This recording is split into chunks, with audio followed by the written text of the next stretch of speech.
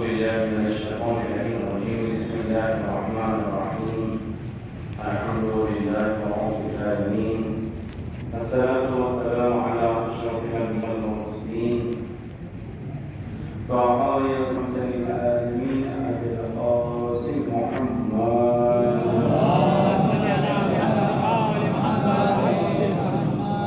اللهم صل على من قال عليه الكلمات يا مالك الملك يا حاضر الأحزاب يا فتح الأبواب يا مسبب الأسباب سبب لنا صبرا لا تستلق قرارا لا إله إلا الله بحق محمد صلى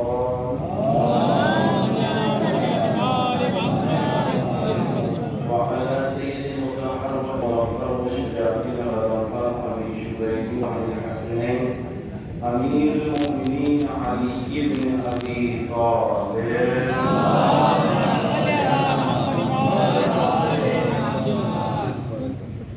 وعلى بيت الطيبين الطاهرين المعصومين المنتجبين لا سيما على بقية الله الأعظم الحجة الثاني عشر المهدي المنتظر.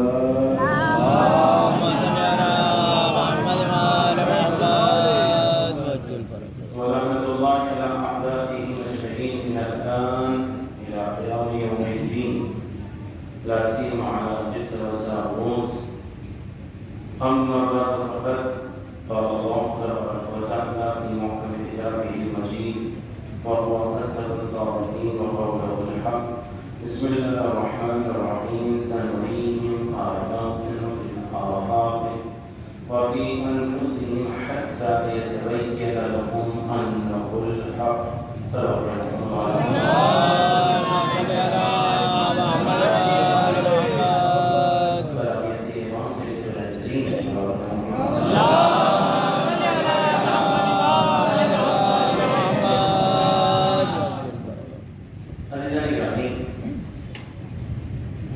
کل بحث یہاں چھوڑا تھا، اسی سے آگے بات بڑھاتے ہوئے کل آخری بار جہاں پر میں نے ختم کیا تو اس کو دوہرا دوں. خدا کے اوصاف جو ہے، خدا نہ محتاج ہے، نہ خدا محدود ہے، لمیٹیڈ ہے، نہ خدا آنکھوں سے نظر آتا ہے، نہ خدا ذہن میں آتا ہے، نہ خدا پیدا ہوتا ہے.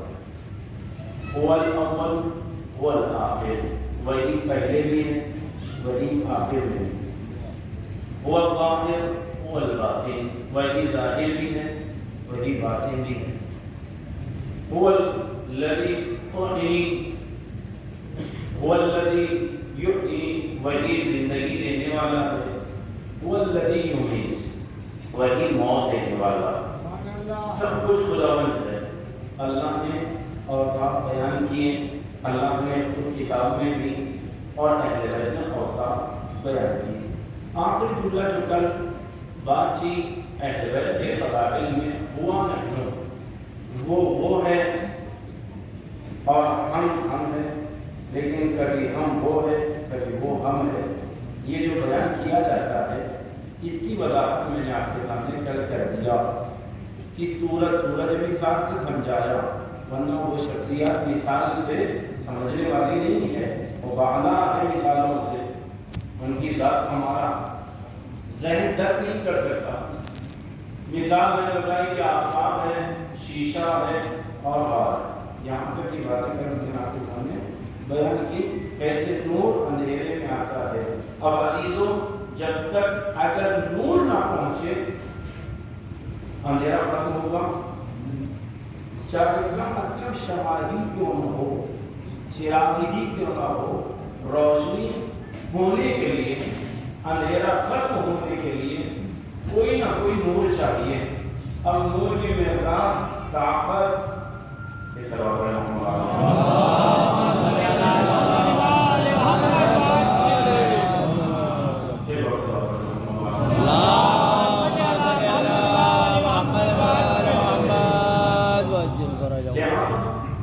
ضروری ہے ظلمات کو ختم کرنے کے لیے کیا چاہیے؟ نور چاہیے. اور نور جیسا نور ہوگا اتنی ہی شدت کی ظلمات ختم ہوتی جائیں گی۔ اگر ماچس کی تیلی روشن ہو تو اس کے دائرے کا نور مختصر ہوگا، اگر کینڈل شمع روشن ہو تو اس کا دائرے نور اور بڑھتا چلا جائے گا، اگر مشعل روشن کر دی جائے تو جتنی اس کی شعلیں ہوگی اتنا ہی دائرہ نور کا پھیلتا جائے گا اور ظلمات ختم ہوتے چلے جائیں گے۔ لیکن عزیزو، ظلمات یعنی اندھیرا تاریکی، یہ اندھیرا نور کے پھیلنے سے چلا جائے گا۔ ابھی آپ کسی اندھیرے کمرے میں روشنی کرتے ہیں، ٹیوب لائٹ جلاتے ہیں، آج کی زبان استعمال کر رہا ہوں، فوکس لگاتے، بلب لگاتے تو خود بخود منور ہو جاتا ہے، اور یہ نور جو ہوتا ہے حقیقت کو بتاتا ہے۔ لفظوں پہ توجہ دیجیے گا، یہ نور حقیقتیں بتاتا ہے۔ کیوں؟ کہ اندھیرے میں بھی، اندھیرے میں کوئی رنگ کا فیصلہ نہیں ہوتا، اندھیرے میں رنگ کا فیصلہ نہیں ہو سکتا۔ اندھیرا کمرہ ہو اور آپ کسی کو بتائیں یہ گولڈن رنگ ہے، یہ گرے کلر ہے، یہ بلیک ہے، تو وہ کہے گا بھائی سے کالا ہی نظر آ رہا ہے، یہاں کوئی اور رنگ نہیں ہے۔ اگر رنگ سمجھنا ہو تو کہا نور ضروری ہے، توجہ دیجیے گا، نور ضروری ہے، بغیر نور کے اشیاء کی حقیقت سمجھ میں آنے والی نہیں ہے۔ لیکن اگر پتھر کالا ہو، اب آپ اس پہ ٹیوب لائٹ لگا لیجیے، فوکس لگا لیجیے، شمع جلا لیجیے، مشعلیں جلا لیجیے، کچھ بھی لگا، سورج کے سامنے بھی رکھ دیجیے تو کالا ہی رہے گا، اس کے اندر کوئی تبدیلی نہیں ہوگی۔ کیوں؟ اس کی ذات پتھر کی ایسی ہے کہ اب اس میں روشنی آنے والی نہیں ہے۔ تو پتہ چلا ظلمتیں ختم ہوتی ہیں نور سے، لیکن بعض چیزیں ایسی ہوتی ہے نور کے آنے کے بعد اس کی حقیقت سمجھ میں آتی ہے، لیکن وہ نورانی نہیں ہو سکتا۔ نہیں سمجھے جی؟ تو ابھی بھی پھر سے میں کہہ رہا ہوں، نور کے آنے کے بعد پتھر کی سیاہی، بلیکنس اس کا سمجھ میں آ جائے گا لوگوں کو، لیکن پتھر میں نور نہیں آئے گا۔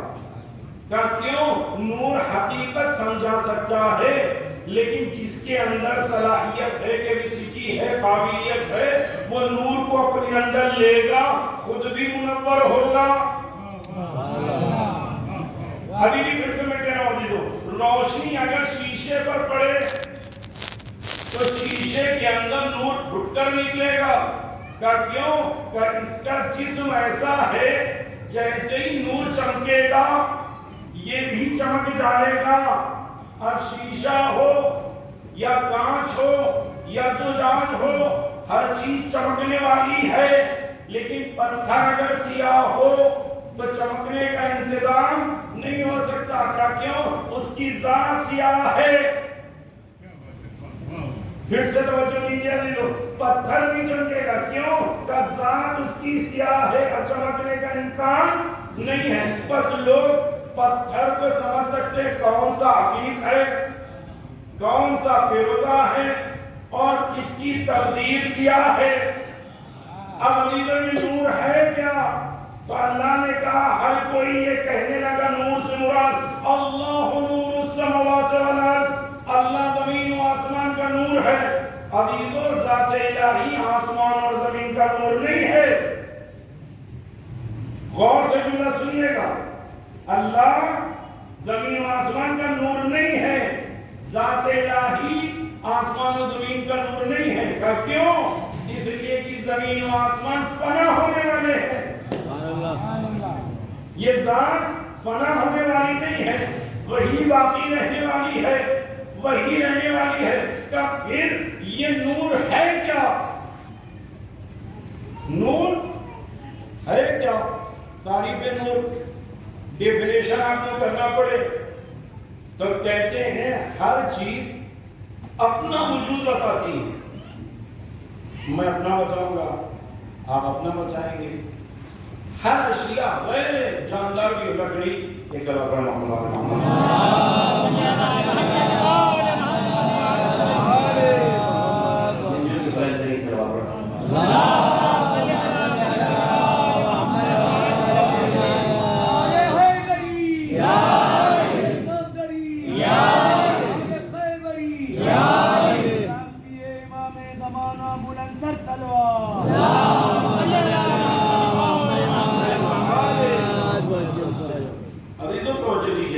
کیا نور کیا ہے؟ تعریف نور کیا ہے؟ ہر کسی نے لکھا النور ظاہر لنفسہ، نور خود وجود میں ظاہر ہے. جہاں روشنی ہو اس پر ڈیفینیشن کی تعریف کی ضرورت نہیں، اس کا وجود بتائے گا یہ نور ہے. کہ کیوں؟ کہ ظاہر لنفسہ وہ مظہر لغیرہ، اپنے آپ کو بھی چمکاتا ہے اور اپنے ساتھ جو بھی اطراف میں ہو اس کو بھی چمکاتا ہے. نور ظاہر بھی ہے، مظہر بھی ہے، خود بھی چمکتا ہے، دوسرے کو بھی چمکاتا ہے. اب اگر نور ہے تو کون سا نور ہے؟ اب میرے ساتھ رہیے جی، تو کل کی بات سے میں بات آگے بڑھا دوں. محدود جو ہو جائے خدا نہیں، جو محتاج ہو، جو آنکھوں سے نظر آ جائے، جو ذہن میں آ جائے. اب متوجہ رہیے گا، نور ہے کیا؟ اللہ نے کہا قرآن میں نے اپنی جانب سے اپنے پیغمبر کو بھیجا. غور سے سنیے گا، میں نے اپنی جانب سے پیغمبر کو بھیجا اور ایک نور کو بھیجا. وہ نور کیا ہے؟ کہا کوئی کہنے والوں نے کہا اللہ ہے. تو آدمی یاد رکھیے کہ وہ خدا نہیں ہو سکتا. کہ کیوں؟ کہ جو آنکھوں میں آ جائے نہیں آ سکتا، ذہن میں آ جائے کہ نہیں آ سکتا. کہ پھر یہ پیغمبر کے ساتھ یہ نور کس کا ہے؟ تو مفسرین نے لکھا کہ یہ نور علی ابن ابی طالب کا ہے.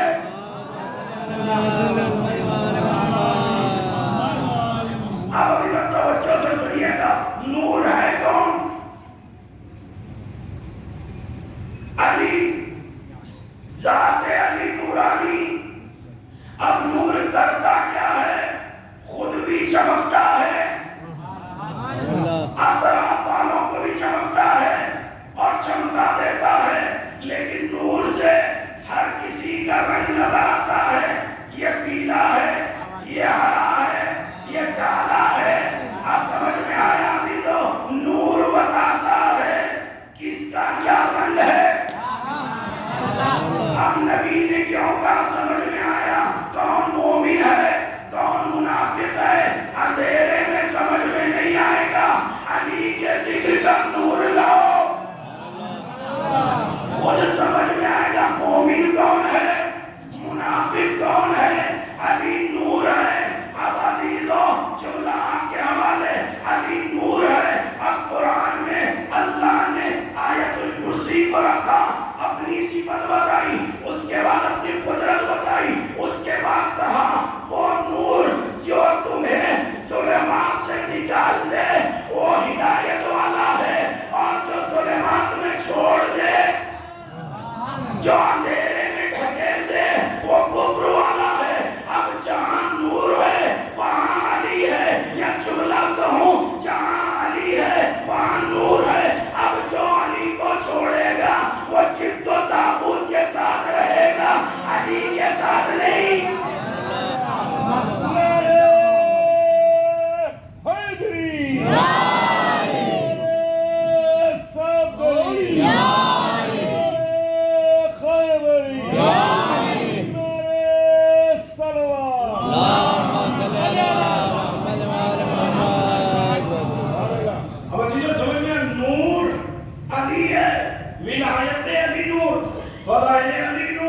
محبت علی نور، مسیح نور، ہم سے چلنا نور، علی کے نام پر چہرے نورانی. اب ابھی تو اسی لیے بہت بڑی فضیلت ہے کی چیز کی کہ یہ چہرے نورانی ولایت پر ہے، محبت پر ہے.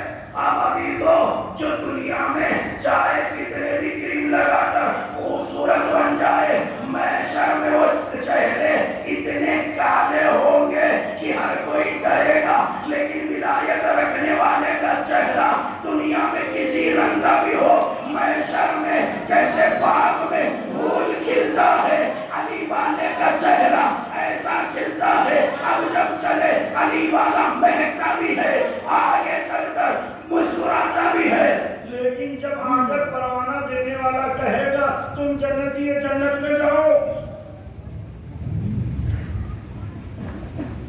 روایت کہتی ہے، کبھی آپ اسکول میں دیکھ سکتے سمجھانے کے لیے مثال دے رہا ہوں روایت سے پہلے، اگر دوستوں میں جو شرارتی دوست ہوتے ہیں اس میں کوئی شریف بیٹھ جائے اور کلاس ٹیچر کہیں تم فرسٹ آئے ہو اور انعام لے لو، ایمانداری سے بتائیے اس کی شرافت سے جانے دیتے ہیں؟ کوئی پیر پکڑ لیتا ہے، کوئی بیٹ پکڑ لیتا ہے، کوئی ہاتھ پکڑ لیتا ہے، کیوں نہ جاؤ؟ کس بات پہ کیوں روک رہے ہو بھائی؟ کہ ہمیں نہیں ملا تمہیں جانے نہیں دیں گے۔ اب عزیزوں، جہاں جناب آدم سے لے کر نبی سے لے کر قیامت تک کا مجمع ہوگا، بیٹا بھی ہوگا، باپ بھی ہوگا، دادا بھی ہوگا، پردادا بھی ہوگا، سگر دادا بھی ہوگا، لمبے لمبے آدمی بھی ہوں گے، چھوٹے چھوٹے آدمی بھی ہوں گے، داڑھی والے، بغیر داڑھی والے، رنگ والے، بغیر رنگ والے، ہر قسم کے آدمی محشر میں جمع ہوں گے، اور گرمی اپنی شدت پر ہوگی۔ ایسے ماحول میں اگر بیچ میں سے گانٹوں کے درمیان اگر گلاب کو لے جانا پڑے تو اس کو جانے دیں گے؟ روایت کہتی ہے ادھر سے کوئی پکڑے گا تو ادھر سے اسے جانے نہیں دیں گے۔ روایت یہ ہے کہ امام بلندی پر پرچم لیے کھڑے ہیں اور اپنے شیعوں کو آواز دے رہے ہیں، لیکن جانے نہیں دیا جائے گا۔ روایت یہ امام فرماتے ہیں بس اس وقت جبریل اپنے پروں کے ساتھ اڑیں گے، ابھی تو جملہ سنیے گا، پروں کے ساتھ اڑیں گے اور علی والے کو مجمع سے ہاتھ پکڑ کر اٹھائیں گے، اس کو لا کر علی کے ہاتھ میں دیں گے۔ لوگوں نے پوچھا مولا کیوں دیں گے جبریل یہ ہاتھ علی کے ہاتھ میں؟ کہا سن، اس لیے کہ اس کے دل میں ولایت علی کا دل دھڑک رہا تھا، ذہن علی والا تھا، زبان ذکر علی والی تھی، لیکن ساتھ میں عتیق بے زبان پتھر، ہاتھ میں دنیا میں علی ولی اللہ والا پتھر لے کر پھرتا تھا، تو جو دنیا میں عتیق پہنے میں اس کا ہاتھ مجمع سے نکال کر صاحب قدیر کے ہاتھ میں دے دوں گا۔ اب ابھی تو جملہ سنیے، جب بے زبان پتھر کو نہ رشتہ دار ہے، نہ اس کے کوئی اقربا ہے، نہ اس کو داد ہے، اگر اس کو اپنے ساتھ رکھ لو تو محشر میں آسانی ہوگی، تو بس اگر کوئی علی والا رشتہ دار ہو اس کے لیے اپنے آپ کو اس کے ساتھ رکھ لو، اس کی تکلیف اپنی تکلیف، اس کی عزت اپنی عزت، اس کی شرافت اپنی شرافت، کبھی شیعان علی کو اپنے سے ہٹ کر نہ دیکھنا۔ ایک سلام پڑھے محمد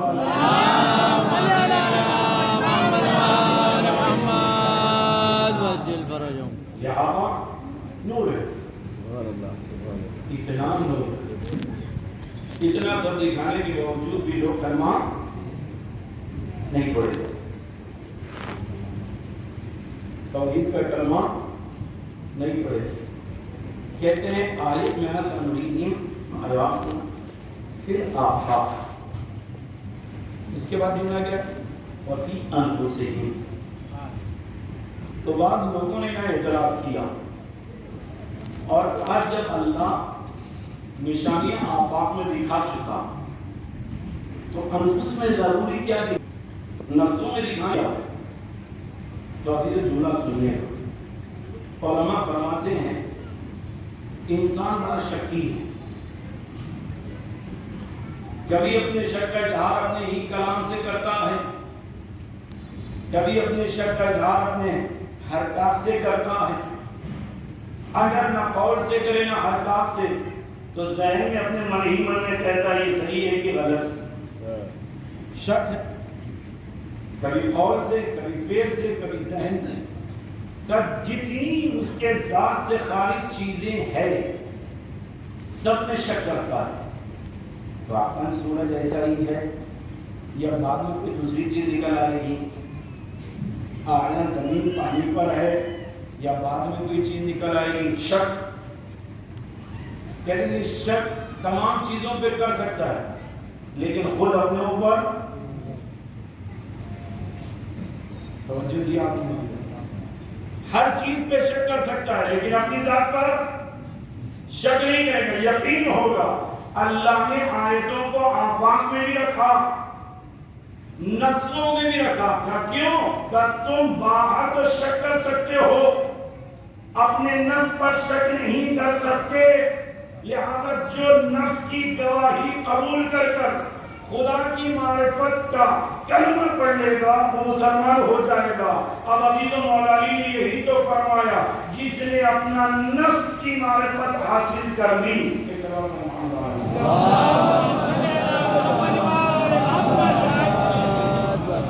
ابھی تو بارش ہوتی رہے گی، سنتے رہیں گے.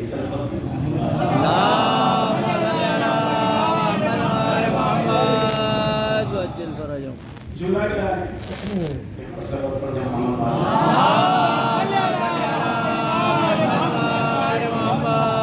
اسی لیے مولانا نے کہا اگر من عرف نفسہ فقد عرف ربہ، جس نے اپنے نفس کو سمجھ لیا اس نے خدا کی معرفت حاصل کر لی.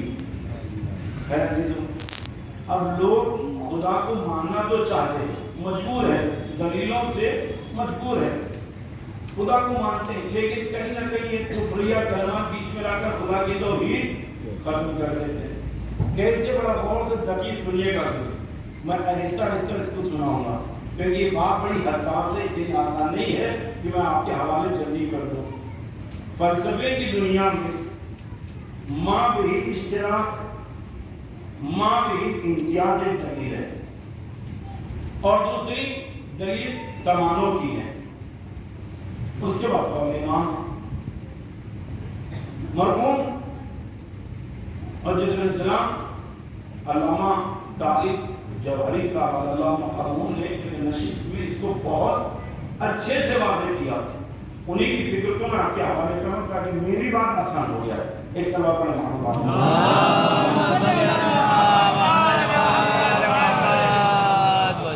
فرماتے ہیں دلیل ماں بہی اشتراک، ماں بہی امتیاز. فلسفے میں کئی صفحات پر اس پر بحث ہے. اشراقین کا نظریہ کیا، ان کا نظریہ کیا، یونانیوں کا نظریہ کیا ہے، فلسفی والوں کا نظریہ کیا. میں صاف فلسفوں کو چھوڑ کر بات کو نقل کر رہا ہوں، بڑا غور سے سنیے. آپ اور میں، ہم سب انسانیت میں برابر ہے یا الگ؟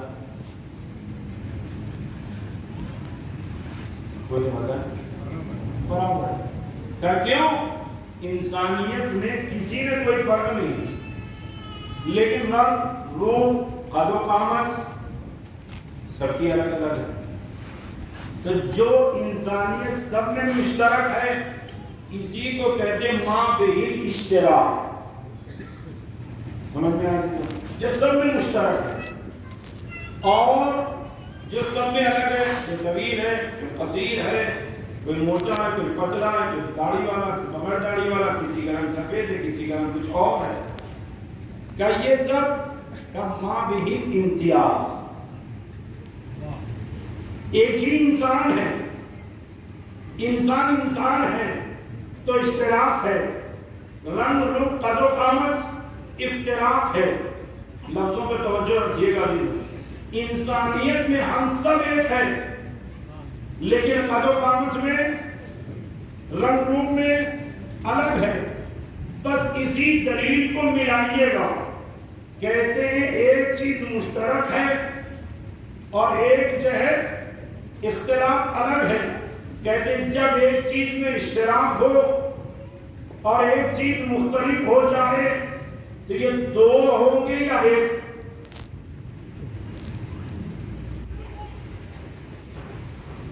پھر سے میں کہوں، بڑی محنت کا کام ہے.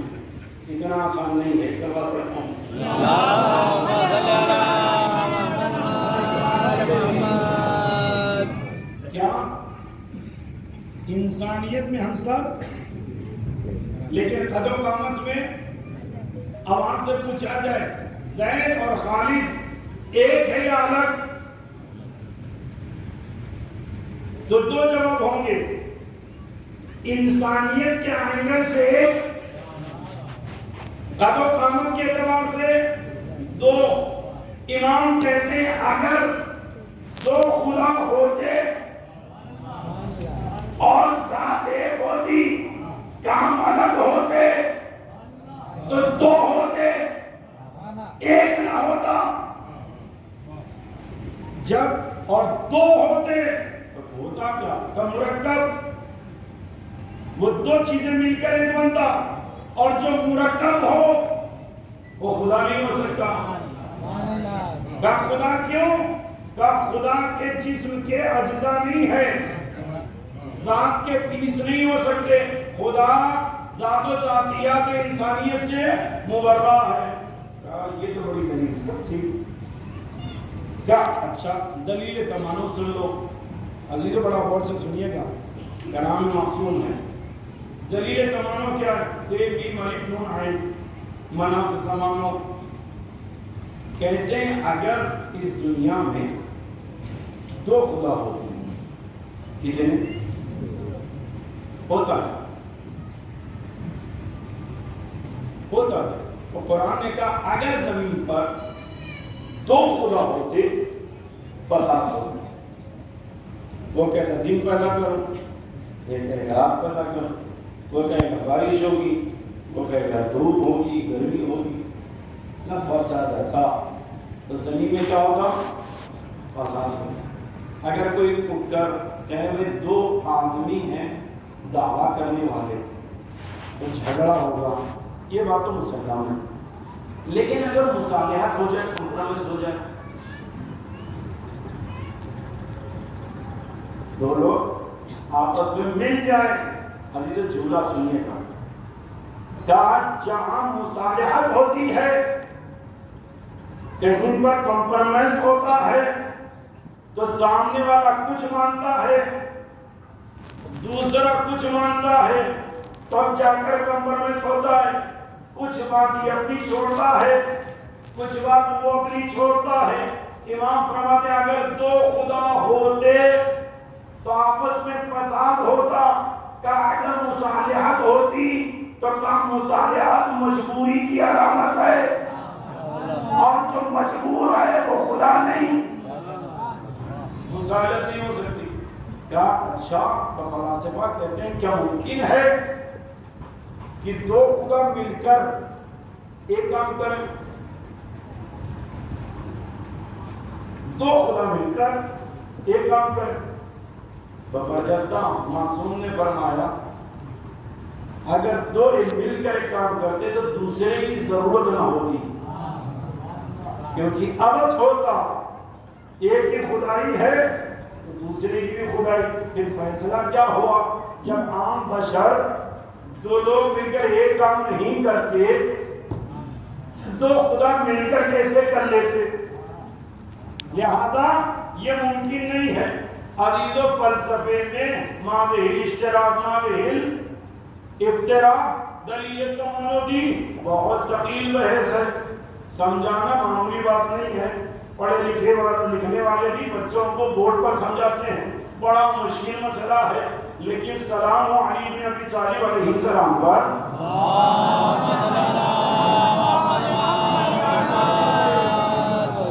ईमान से आकर किसी ने आकर का मौला अगर दो खुदा होते तो क्या होता?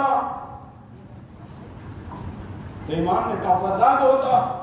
कि अगर आपस में सुलह मुसालिहत हो जाए, अलीदो इमाम ने वहां पर न दलील इश्तिराक बयान किया, न तमानो बयान किया, कोई दलील बयान नहीं करते, शायद सामने वाला उतना काबिल न होता कि हर कोई समझ ले। दलील कैसे समझेंगे, फलसफी बातें कैसे समझेंगे? लेकिन मौला है, मौला हर जहन को سمجھنے والے، توحید کو آسان لقمہ بنا کر کھلانے والے، وہ مولا فرماتے ہیں اپنے بیٹے محمد حنفیہ سے، اے محمد حنفیہ اتنا یاد رکھنا، اگر اللہ کے علاوہ بھی کوئی خدا ہوتا تو پھر اتنا یاد رکھنا، اللہ نے تو اپنے نبی بھیجے، اللہ نے اپنے رسول بھیجے، اللہ نے اپنے نبیوں کو کتاب بھی دیا، اللہ نے اپنے نبیوں کو معجزہ بھی دیا، اللہ نے اپنے نبیوں کو صحف بھی دیے۔ اگر دوسرا خدا ہوتا تو اس کے بھی نبی ہوتے، اس کے بھی رسول ہوتے، اس کی بھی کتابیں ہوتی، لیکن پوری دنیا گواہ ہے نہ کوئی دوسرا نبی ہے، نہ کوئی دوسرا رسول، نہ کوئی اور کتاب، تو پتہ چلا بس ایک خدا ہے جس کے لیے یہ سب بلانے والے ہیں۔ ایک سلوات پڑھے محمد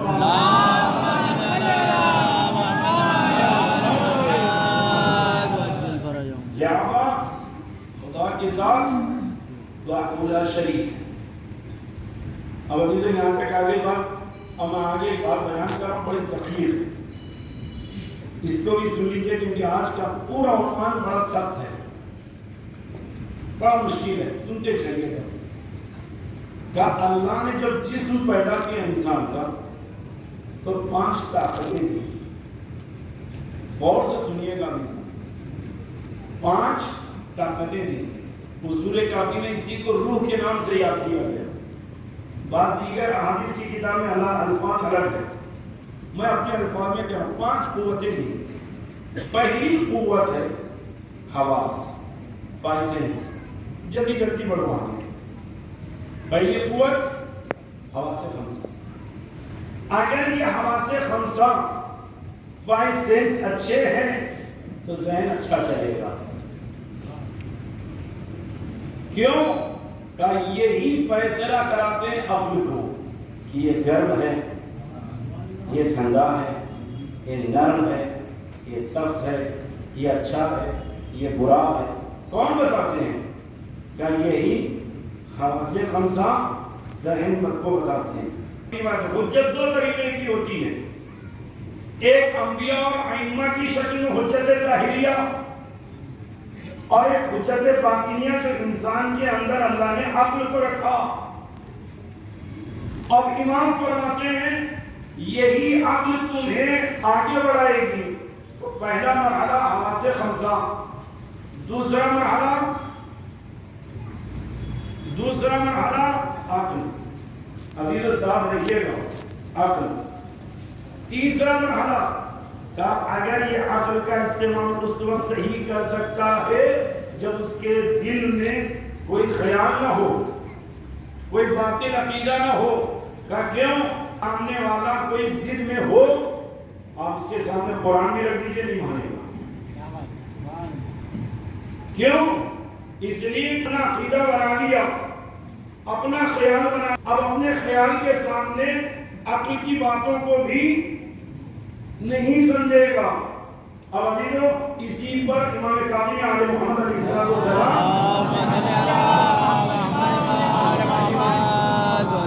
فرماتے ہیں اگر تمہارے ہاتھ میں اخروٹ ہو اور تم نے مٹی سے بند کر لیا، عزیزو جملہ سنیے، ہاتھ میں کیا ہے؟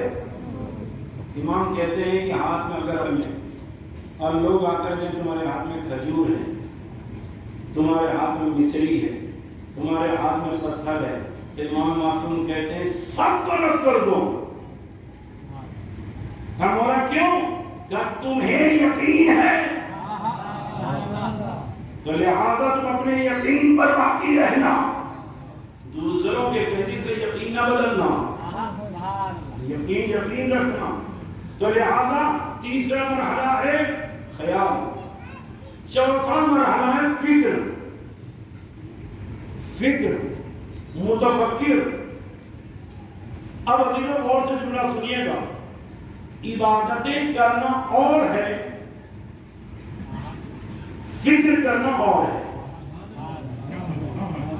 صبح شام نمازیں پڑھتے رہیے، عبادت ہے، سال بھر روزے رکھیے، عبادت ہے، حج کرتے رہیے، طواف ہے، حج ہے، آپ سب کچھ کریے، اگر فکر نہیں ہے تو یہ عبادتوں کی لذت نہیں سمجھ سکتے کہ یہ فکر میں عبادت میں فرق کیا ہے.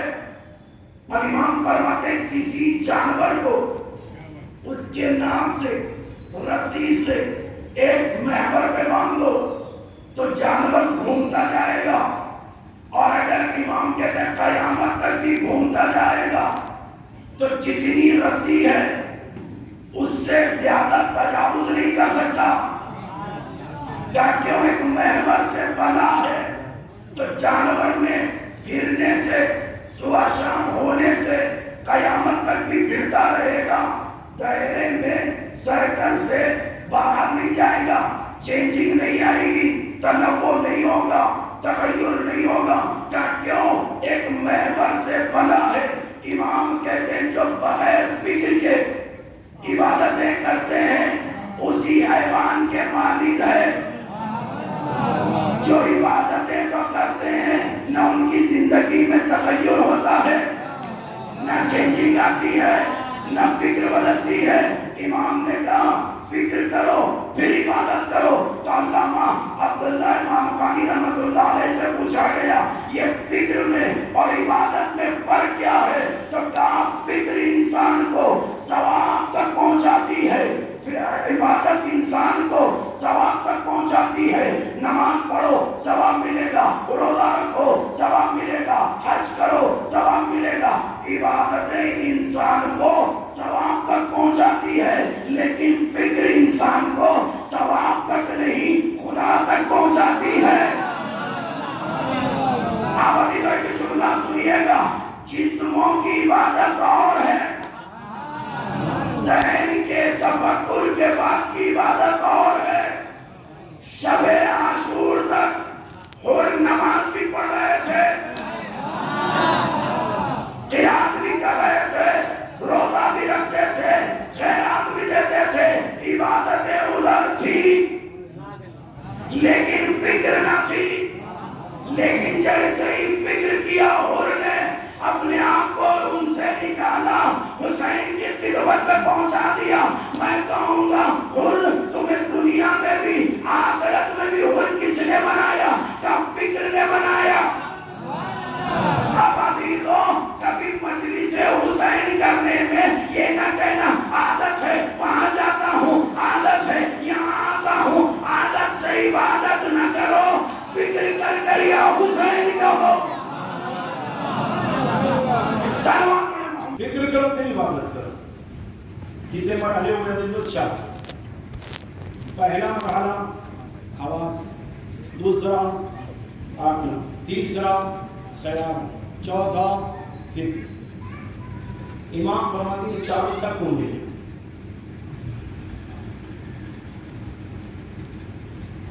نہیں سمجھے؟ یہ 4 سب کو ملے. ابھی بھی نہیں سمجھا.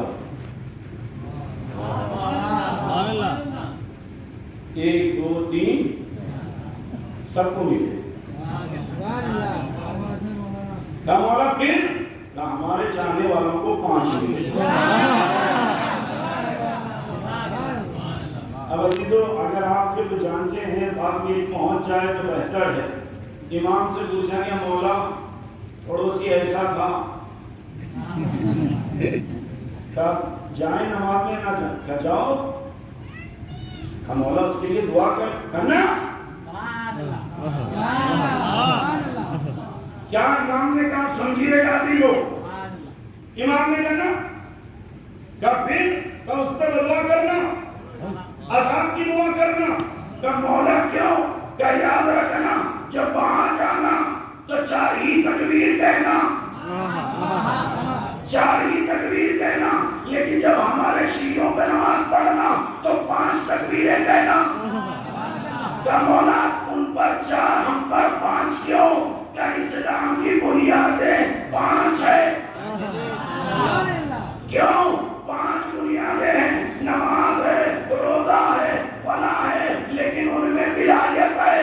جو ولایت سے پہلے رک جائے ان پر 4 ہے، جو ولایت والے ہیں ان پر 5.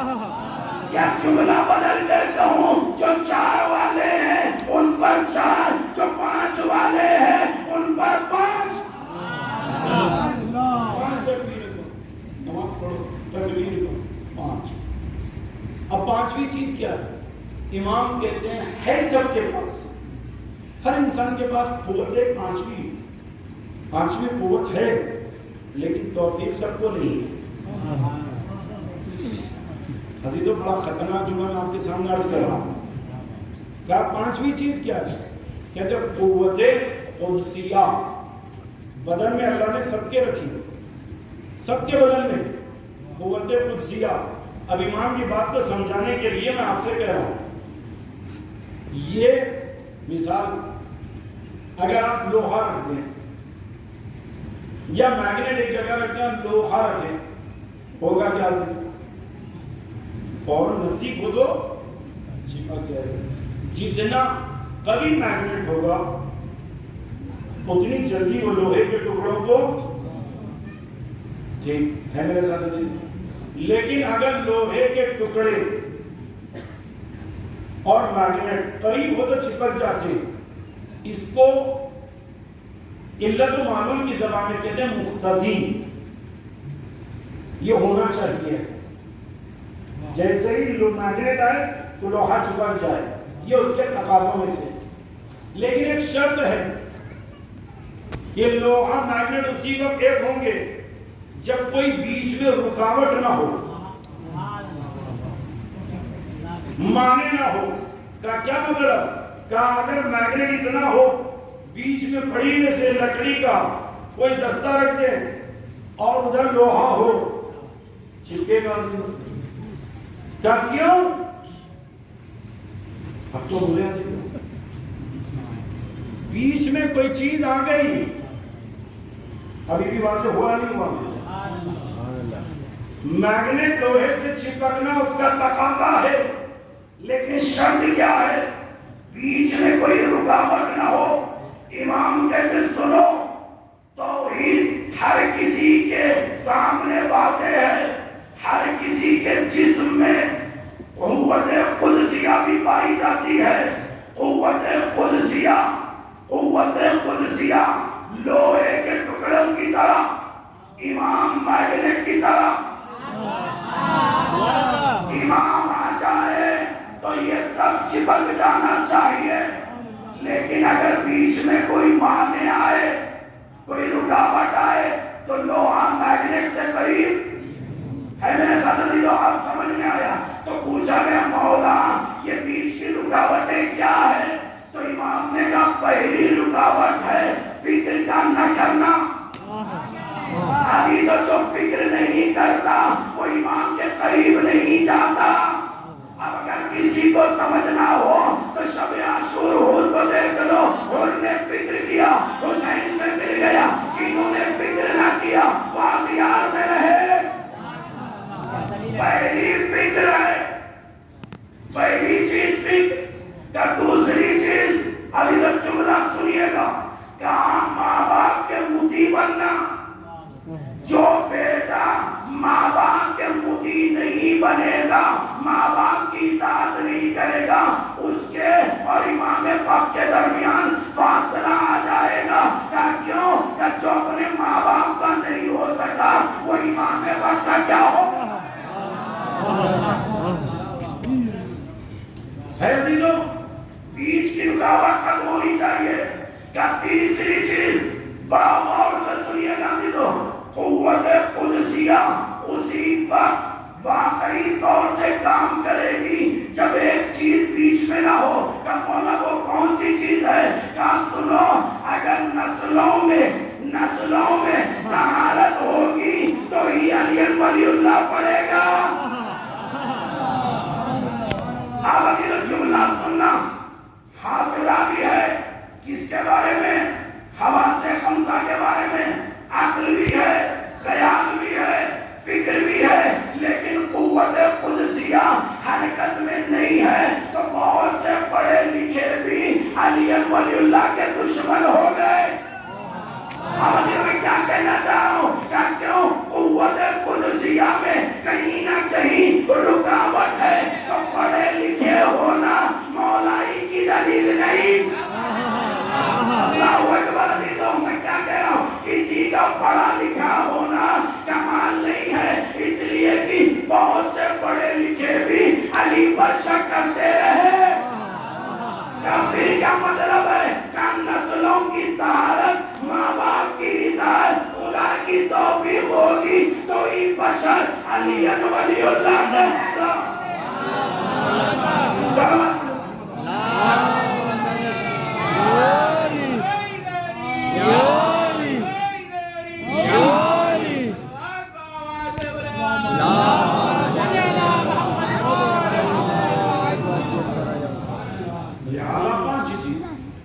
ابھی تو پانچوں کو ذہن میں رکھیے. پہلا حواس، دوسرا تیسری چیز خیال، چوتھی فکر، پانچویں قوت قدسیہ. نیچے درا کا اٹھائیے. پہلا خطبہ امام آپ بتائیے. امام کہتے ہیں پہلا زینہ یہ ہے معرفت. ابھی تو عربی میں دو لفظ ہوتے ہیں، علمہ عارفہ. محلے میں ایک آدمی صبح شام آتا جاتا رہتا، آپ نے دیکھا. کسی نے کہا یہ کہاں رہتا؟ آپ نے کہا محلے میں رہتا. کیسا ہے؟ اس کو عربی میں علمہ کہتے ہیں. جانتا ہے، پہچانتا نہیں. لیکن اگر قریبی رشتہ دار سے پوچھے کہا یہ فلاں کے بیٹے، یہ فلاں رشتہ دار ہے، صبح یہاں جاتے ہیں، شام یہاں جاتے ہیں، خانہ اچھا ہے سر. اس کو کہتے ہیں عارفہ. علمہ اور ہے، عارفہ اور ہے. امام کہتے ہیں پہلا زینہ معرفت کا ہے. اگر معرفت ہوگی تم آگے بڑھو گے. مولا معرفت ہے، کمال معرفت عقل سے تصدیق کرنا ہے. عقل سے تصدیق کرنا ہے. کمال تصدیق امام علی فرماتے ہیں کیا؟ اقرار. پہلے پہ معرفت، دوسرے پر تصدیق، تیسرے پر کہتے ہیں اقرار، چوتھے پر اخلاص، خلوص، پانچویں پر نفی الصفات. مولا یہ پانچوں مرحلے ہم نے طے کر لیے. امام نے کہا تم خدا کو پا لیا. کتنے؟ 5. پہلے پر معرفت، دوسرے پر تصدیق، تیسرے پر اقرار، چوتھے پر اخلاص، پانچویں پر نفی صفات. اب یہاں پر رک جائیے ابھی. تو اب کسی نے جب امام حسین سید الشہداء سے صلوات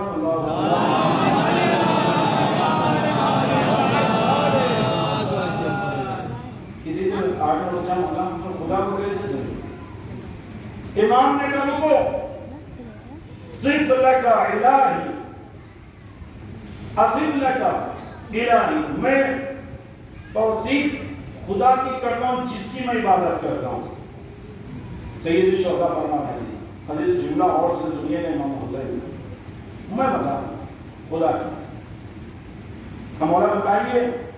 حدیث تو 5 چیزیں ذہن میں رکھیے گا تو امام حسین کا قول سمجھ میں آئے گا. پہلے 5 دوہرا دو تاکہ قول امام سنو. پہلے میں حواس، دوسرے میں عقل، تیسرے میں خیال، چوتھے میں فکر اور پانچویں میں قوت قدسیہ. ان پانچوں کے مقابل میں کیا رکھا امام علی نے؟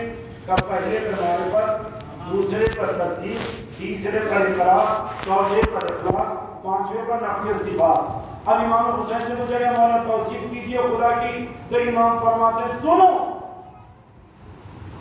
لا یدرک بالحواس. امام فرماتے ہیں اس کو حواس سے نہیں سمجھا جاتا.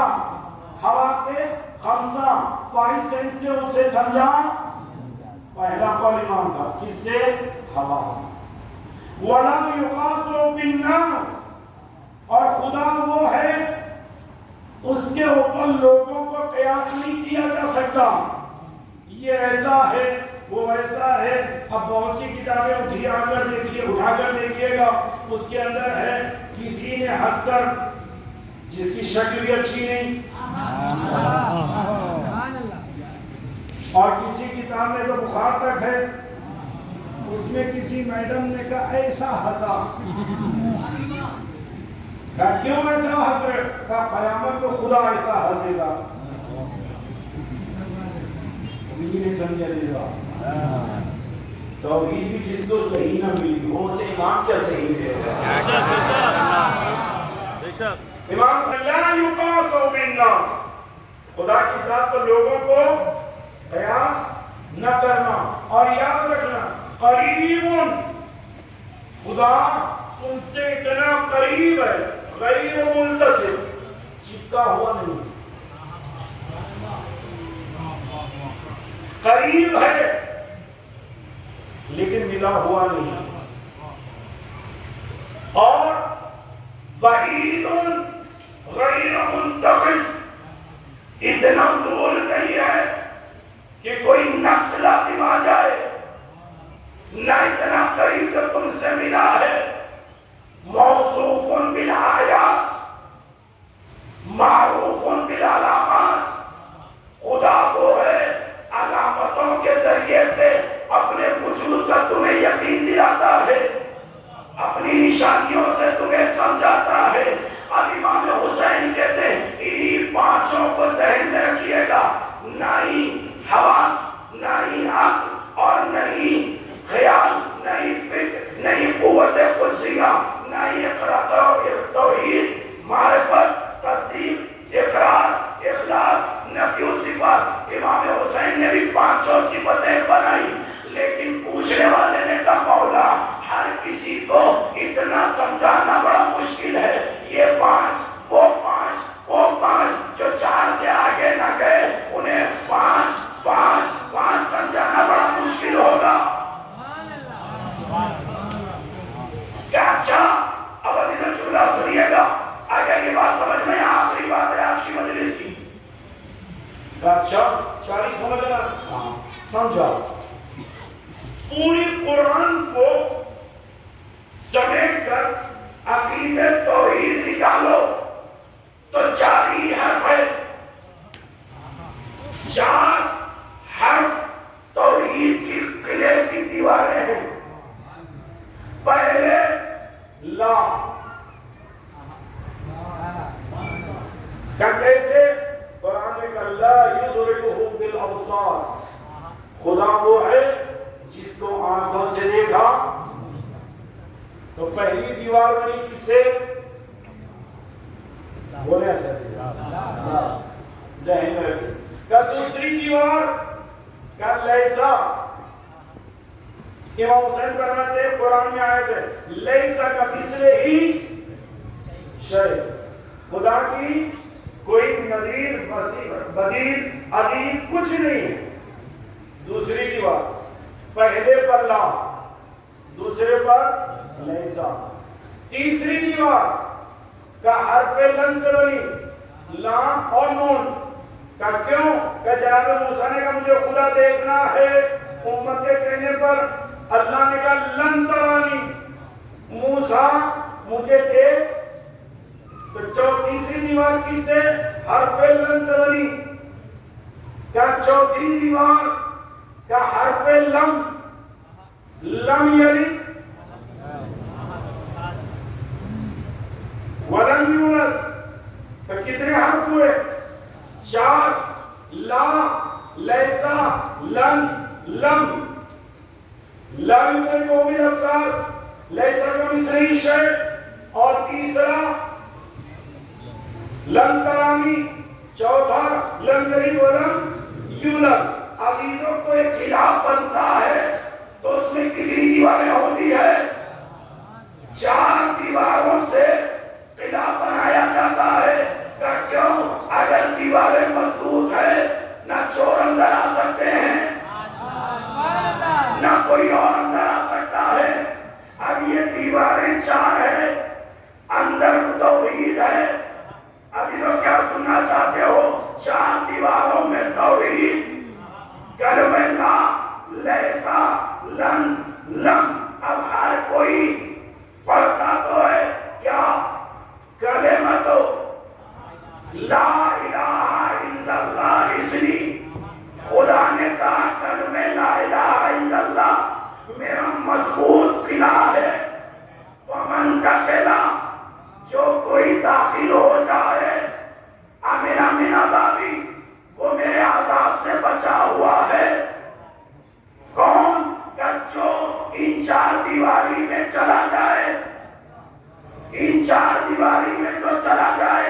وہ عذاب سے محفوظ جب بڑے بڑے محدث، جب بڑے بڑے کاتب، جب بڑے بڑے مفسر نیشاپور میں جمع تھے، امام رضا غریب گزر رہے تھے، سب قلم کاغذ لے کر دوڑنے لگے، مولا کو ایک حدیث بیان کر دیجئے، تو امام نے کہا کلمۃ لا الہ الا اللہ اسری، اللہ کہہ رہا ہے لا الہ الا اللہ مضبوط قلعہ ہے، اور جو اس میں داخل ہوگا وہ عذاب سے بچ جائے گا۔ ہر کسی نے حدیث لکھا، اونچوں نے بھی لکھا، لمبوں نے بھی لکھا، آنکھوں والوں نے بھی لکھا، حدیث لکھ لی، اللہ اللہ لا الہ الا ہو لکھنے لگے۔ ابھی عہدہ سے امام نے سر نکالا اور ایک جملہ کا سننا، اس قلعے میں ہر کوئی نہیں جا سکتا جب تک کہ شرائط نہ مان لے۔ کیا وہ شرائط کیا ہے؟ کیا ہماری ولایت جب تک علی ولی اللہ نہ کہے توحید کے قلعے میں نہیں جا سکتا۔ ایک سوال پڑھے محمد علیہ وسلم۔